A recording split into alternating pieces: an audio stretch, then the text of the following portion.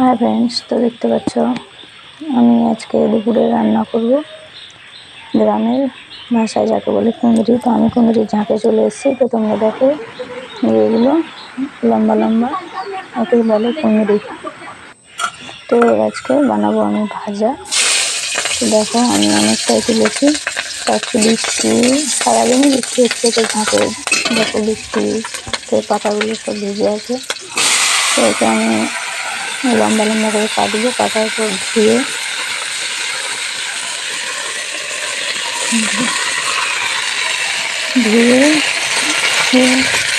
কাঁচা লঙ্কা তেলে দিয়ে কড়াটা যখন গরম হবে তারপর কাঁচা লঙ্কাটা দিয়ে আমি এটা দিয়ে দেবো।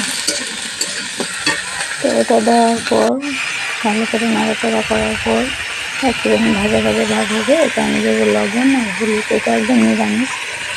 তো লবণ হলুদ দেওয়ার পর এটা আমি ঢাকা দেবো।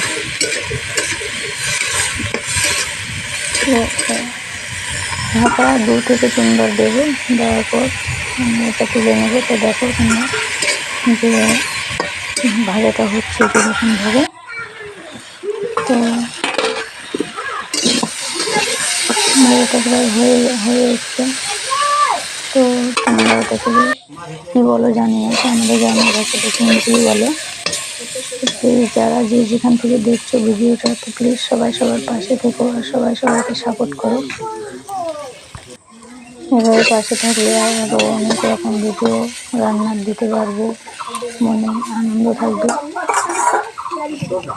তো এই কুঁদরির আরেকটা রেসিপি হয়, সেটা হচ্ছে ডাঁটা দিয়ে।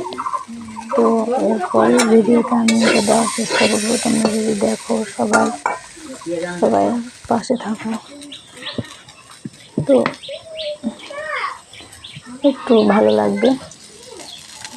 আজকে দিনটা মেঘলা মেঘলা কীরকম যেন বৃষ্টি সারাদিন।